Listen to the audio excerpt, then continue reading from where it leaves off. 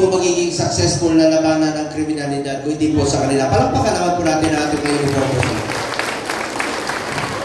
Ngayon, meron na po akong dalang tulong sa inyo. Meron po akong pera dito sa inyo matatanggap na cash card. Pakiusap ko, muli sa inyo, palaguin niyo po inyong negosyo. Livelihood po ito. Pag kumita kayo, talaguin nyo, dalhin nyo sa inyong mga pamilya. Mas masarap ang pakiramdam pag pinaghirapan at pag pinagpawisan po natin. Ngayon, meron din po akong dala pa sa inyo, hiwalay. May dala rin po akong grocery packs po para sa inyong lahat. Ngayong araw na ito, meron din po akong dalang burger steak po para sa inyong lahat. Ngayong araw na ito, may dala rin po akong t-shirt, pwede nyo patulog yan, pwede nyo rin po patakot sa mga daga ninyo. Sigurado pag nakita yung litrato ko, pag nabasa naman nila, alam mo, pag ang daga, pag nabasa nila, magtatakbuhan yan. Eh pag nabasa niya, mabunggo siya. Anyway, biro lang po. Ako ang chairman sa Committee on Health and Sports and Youth sa Senado. Tatlo po ang aking naging prioridad. Kaya nga po tawag nila sa akin, Mr. Malasakit, dahil meron na ho tayong 166. Meron na ho tayong 166 na Malasakit Center sa buong Pilipinas at kasama na dyan ang Malasakit Center dito po sa Tondo. Pakalanan ko lang po, marami kayong Malasakit Center dito sa Manila ha. Tondo, PGH, meron kayong Malasakit Center. Jose Pabella, yung mga anak, pwede na kayo dyan sa Jose Pabella. Yung mga buntis, ninong ako ng anak ninyo. So meron na akong bagong kumare. Ito si kumare, daming anak ko. Ilan na anak mo, pare? Pang-apat na dahan-dahan lang, ha? Nasipag mo, ha? At meron din kayo Malasakit Center sa Jose Reyes at sa San Lazaro. Alam nyo, ang Maynila po ang pinakamaraming Malasakit Center sa buong Pilipinas. 5 po ang inyong Malasakit Center dito po sa siyudad ng Manila. Pangalawa, Super Health Center. Ang Super Health Center po, iba rin po ito sa Malasakit Center. Pwede po dyan yung check-up, konsulta ng PhilHealth. Dyan po yung minor cases. Yan po proyektong yan, isinulong ko rin bilang chairman ng Committee on Health para yung mga check-up lang dyan na. Alam nyo, dito sa Maynila, magkakaroon po ng 4 na Super Health Center. Valeriano, Barrio Magsaysay, Esperanza at sa Maria Clara. 600 plus po na Super Health Center sa buong Pilipinas ang itatayo po sa buong Pilipinas. Lapitan nyo lang po yung mga Super Health Center. Pangatlo na naging prioridad ko bilang chairman ng Committee on Health, Regional Specialty Center. Di ba ang Heart Center nasa Quezon City? Di ba ang Kidney Center nasa Quezon City? Ngayon po, magtatayo na ng mga specialty center sa buong Pilipinas. Sa Zamboanga, Davao, Cebu, Iloilo, para hindi nyo na kailangan bumiyahe yung mga kamag-anak natin. Hindi na kailangan pumunta ng Maynila sa pagpapa-opera sa puso. Doon na po sa mga specialty center. Batas na po yan, priority ni President Marcos. Ako po ang principal sponsor ng batas na yan sa Senado. Regional Specialty Center. Asahan nyo, unahin ko parati ang mga batas at yung mga programang makakatulong sa mga mahirap. Pansinin nyo yung mga programang isinusulong ko, Malasakit Center, Super Health Center, Regional Specialty Center. Makakatulong sa mga mahirap. Unahin ko parati yung mga mahirap. Pangalawa, chairman po ako ng Committee on Sports. Kapitan, kung meron kayong mga paliga, inter-barangay, basketball tournament, dito, volleyball tournament, susuportahan ko po kasi naniniwala po ako na isang paraan po na labanan natin ng illegal na droga through sports naman po ito. Get into sports, stay away from drugs to keep us healthy and fit. Ako po isa sa mga author at co-sponsor ng National Academy of Sports. Meron na tayong eskwelahan sa New Clark City na pwede na po mag-aral at the same time mag-training ang student athletes. Sinusuportahan ko talaga yung mga atleta at proud po ako. Chairman po ako ng Committee on Health, Sports and Youth. Sa sports, 2019, umpisa pa lang. Nakakuha tayo ng gold sa Tokyo Olympics. Ngayon, 2 gold tayo kay Carlos Yulo sa Paris Olympics. Suportahan po natin ang ating mga atleta. Pangatlo, chairman po ako ng Committee on Youth sa Senado. Kaya iniinganyo ko yung mga kabataan to get into sports at saka mag-aral kayo na mabuti. Ito, halika. Anak, ilang taon ka na? Aral ka. Oo. Ilang taon na siya? Kung mag-aral kayo na mabuti kayo kinabukasan ng bayan ito. May regalo ako sa iyo. Ibigay ko yung relo ko sa iyo. Wow!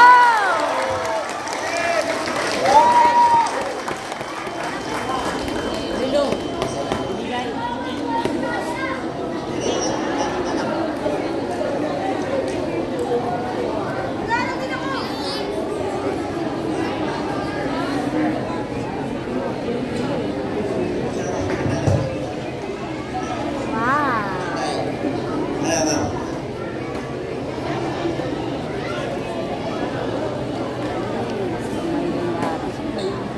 Ay, bambarang. Ay, di rin siya inyo.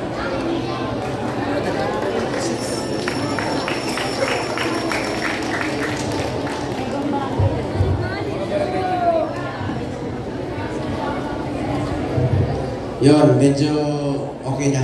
Kanina bumababa eh.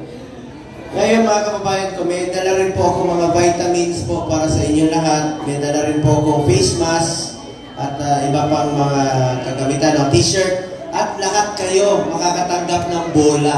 Lahat kayo, may bola po akong dala. Saan po ng bola? Itong bola, nakikiusap lang po ako sa inyo. Sa mga kabataan na laro na lang kayo ng basketball o volleyball. Meron na kayong bola?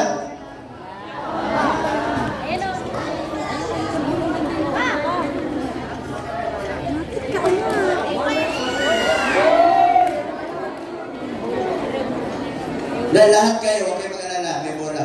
May problema lang po ako. Yung bolang dala ko walang hangin, okay lang? May vulcanizing pa kayo rito? Sigurado? Kasi kung nagmamadali kayo, pwede nyo pong lapitan si Philip Salvador. Alam nyo, marami po siyang hangin sa tiyan niya. Alam nyo, minsan, nagkakasama kami. Tumutunog yung Levi's niya.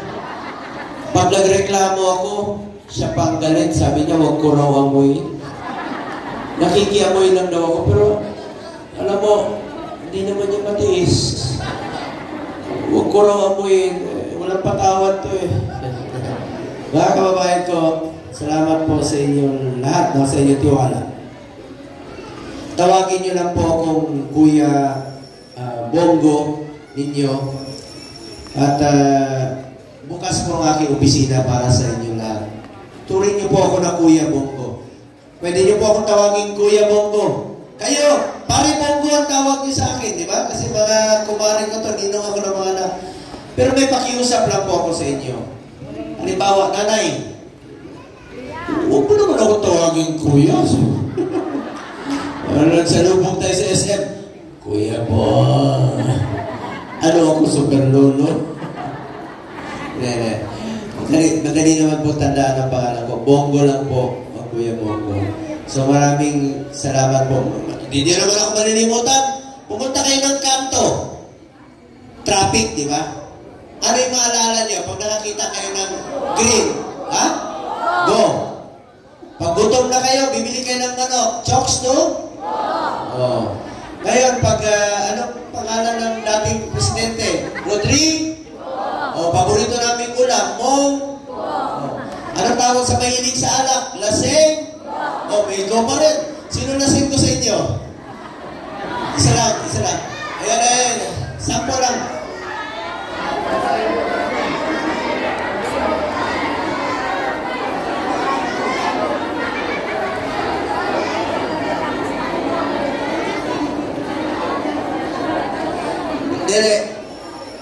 May kapatid pala tayo Muslim dito. Assalamualaikum sa mga kapatid natin Muslim. Alam niyo mga Muslim, mahal na mahal po namin kayo sa Mindanao. Walang diskriminasyon doon. Tayo lahat po ay Pilipino, magkakapatid po tayo. Kristiyano, Muslim, magkapatid po tayo. Salamat po sa ating mga kababayan Muslim. Palakpakan naman natin ang ating mga kababayan Muslim. Sana yung lasing ko.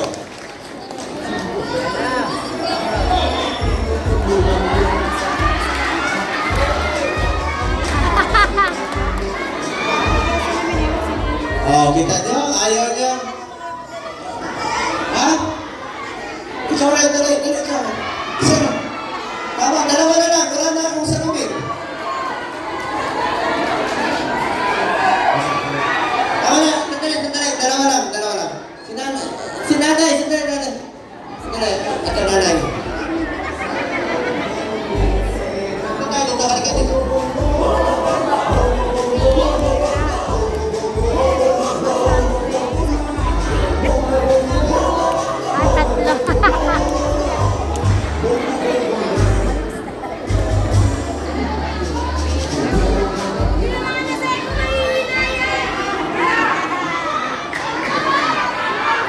Sa lahat ng lasenggo, huwag na huwag kayong magmaneho pag nakainom kayo.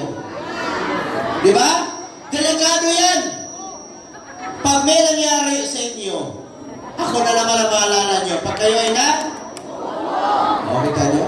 Hindi nyo ako malilimutan. May isa pa akong tanong. Anong paborito nating inumin? Sago. Anong paborito nating araw? Walang trabaho? O sa Bisaya, Isa Bisaya dito. Sus, ano na yun sa pinaka-Bisaya? Alam niyo, ako po isang Batanggenyo na Bisaya, pero damo ko sa parente mga Ilonggo. Sino Ilonggo? Ano yun? Silente, mga Ilonggo. Pinsan ko yan. Ilonggo, Bongo. Ilocano, Apo, magandang umaga po sa inyo lahat. May huling tanong lang po ako sa inyo. Please lang. Alam ko ang sagot ninyo. Anong paboritong hotel ni Philip Salvador? Kayo talaga? Sabay-sabay pa kayo, mga chairman. Ngayon ko lang malaman, sa Tondo pala napakarami. Napakaraming marites.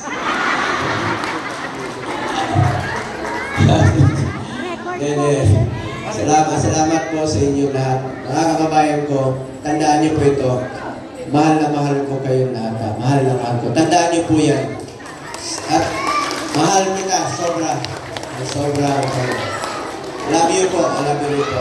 Salamat po.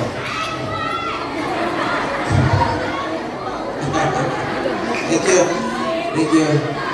Mga kababayan ko, nandito rin po ang aming kaibigan. Diba, ang tawag niyo sa akin kay Mr. Malasakit, diba?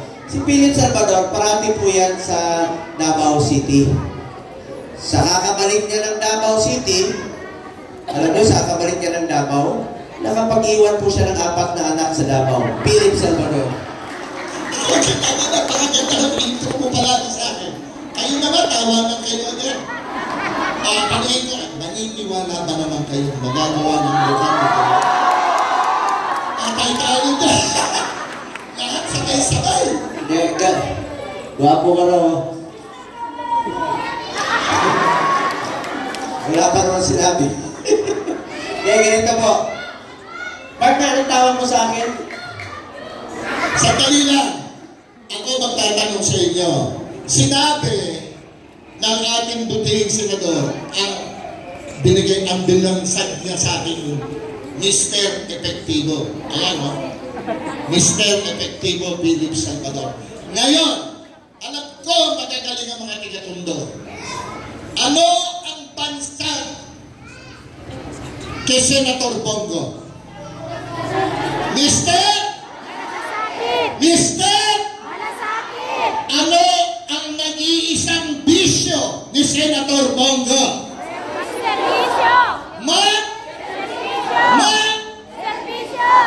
Kahit saan sulok kayo ng Pilipinas, bagyuhin kayo, bahain kayo, lindulin kayo, masunugan kayo, hindi nyo na kailangan pang umiyaw ng saklolo sa Senado. Si Senator Bongo nahanap sa inyo. Nag-iisang senador po yan. Nadinig nyo mga sinabi niya kanina.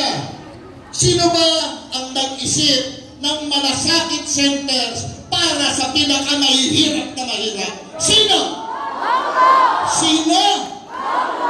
Sino nag-isip ng Super Health Center para sa mga mahihirap? Sino? Lakas diyan! Sino?